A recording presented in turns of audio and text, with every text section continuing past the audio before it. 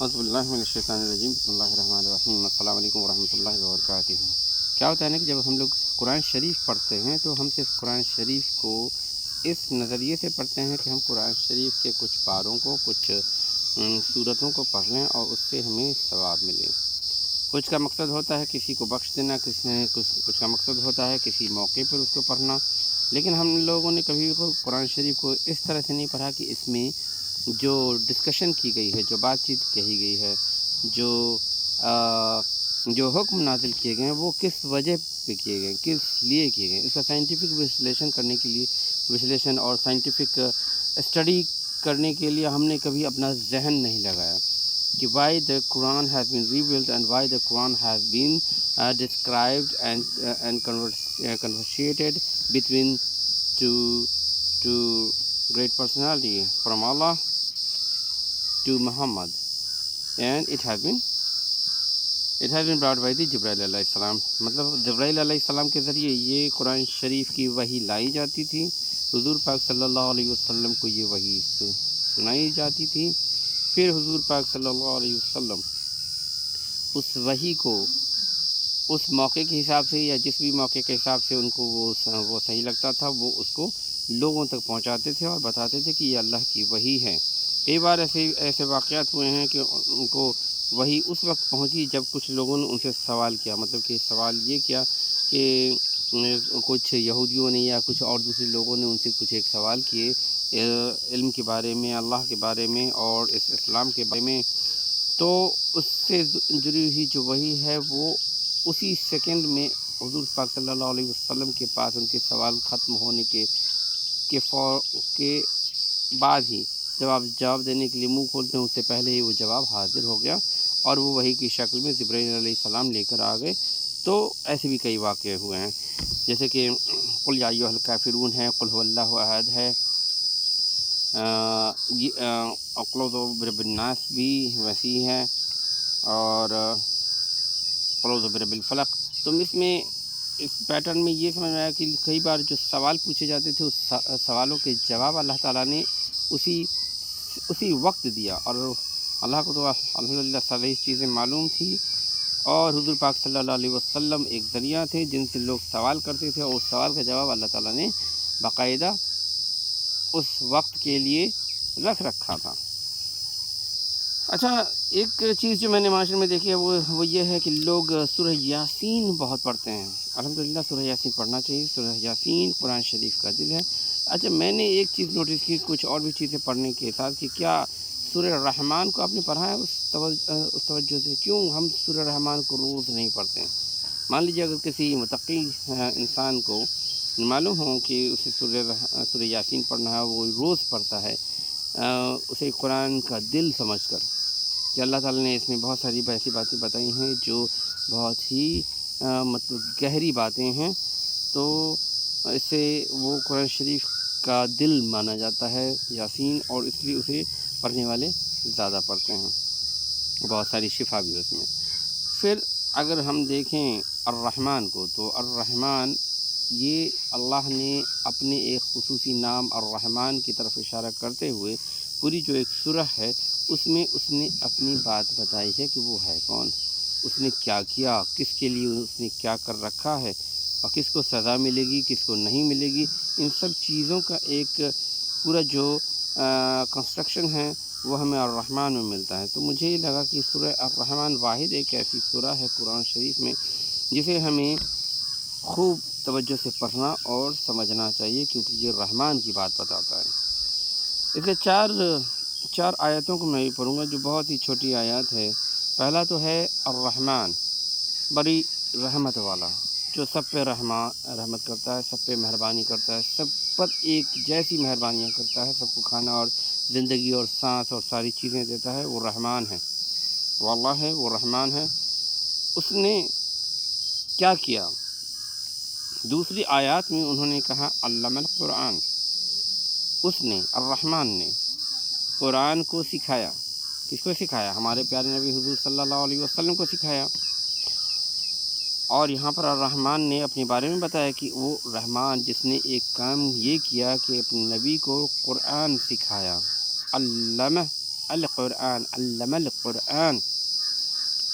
پھر اس نے کہا کہ خلق الانسان، اس نے خلق، اس نے پیدا کیا، اس نے خلقت دی کس کی؟ انسان کی۔ یہاں تینوں کو اگر دیکھا جائے تو الرحمن، الرحمن کے بیچ میں ہے قرآن، اور قرآن کی ترس بعد آتا ہے انسان، اور انسان کے بعد جو چوتھی آیت ہے اس میں اللہ تعالیٰ نے کہا علمہ البیان، اللہ نے اسے، اس انسان کو بیان، بولنا سکھایا۔ ابھی میں بیان کر رہا ہوں، بتا رہا ہوں آپ کو، یہ مجھے بولنا سکھایا گیا۔ ان چار آیتوں پر اگر غور کریں تو یہ بہت بڑی آیات ہے، بہت ہی خصوصی طور پر اللہ تعالیٰ نے الرحمن، قرآن، انسان اور بیان، چار چیزوں کو پہلے ذکر کیا ہے۔ پانچویں میں الشمس والقمر بحسبان والنجم والشجر یسجدان والسماء رفعها ووضع الميزان الا تطغوا في الميزان وقيموا الوزن بالقسط لا تخسروا الميزان۔ میزان کے بارے میں آگے بتایا اللہ تعالیٰ نے، اس کے بیچ میں اللہ تعالیٰ نے سورج، چاند، ستاروں اور پیڑوں کے بارے میں، درختوں کے بارے میں بتایا۔ تو ہم ان چار پہ ابھی توجہ کر لیتے ہیں، ان چار آیاتوں پہ۔ ان کا نام ہے پہلا تو الرحمن، تو الرحمن بڑی رحمت والا، اس نے کیا سکھایا؟ اس نے ہمیں قرآن سکھایا۔ اس نے کس کو قرآن سکھایا پہلے یہ بتاؤ؟ سب سے پہلے انہوں نے قرآن، اللہ نے اپنے پیارے نبی حضور پاک صلی اللہ علیہ وسلم کو 1400 سال سے پہلے سکھایا۔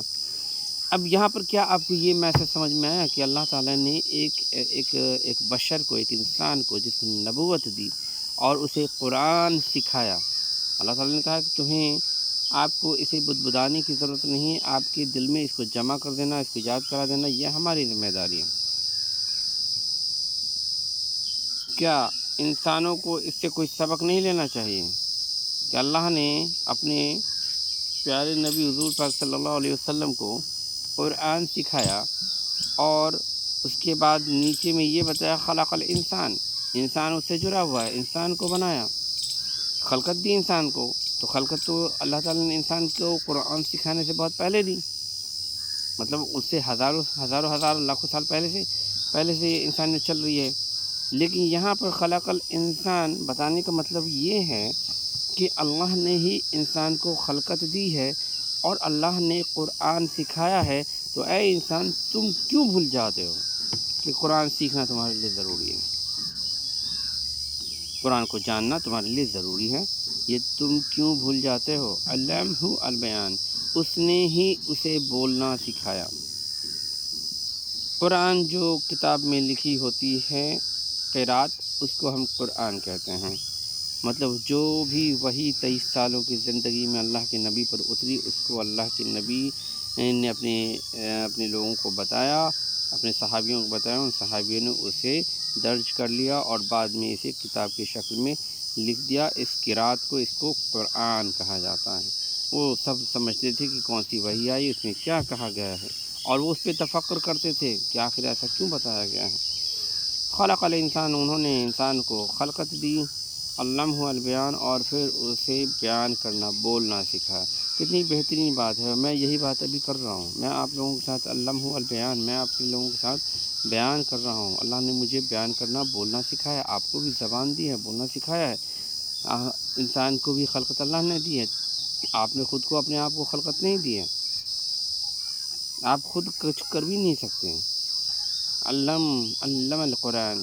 اب آگے ان چار سورہ کے بعد اگر ہم دیکھیں تو پھر اس میں ہے الشمس والقمر بحسبان، سورج اور چاند کو حساب سے تیار کیا، والنجم والشجر یسجدان، اور ستاروں اور درختوں کو، اور ستارے آسمانوں میں جو ستارے ہیں، دیکھیں کانٹرڈکشن یہ ہے کہ آسمان کے ستاروں کو اور زمین کے درختوں کو ایک ساتھ اکٹھا کر کے بتایا گیا۔ الشمس والقمر دونوں کیا کامن کام کرتے ہیں؟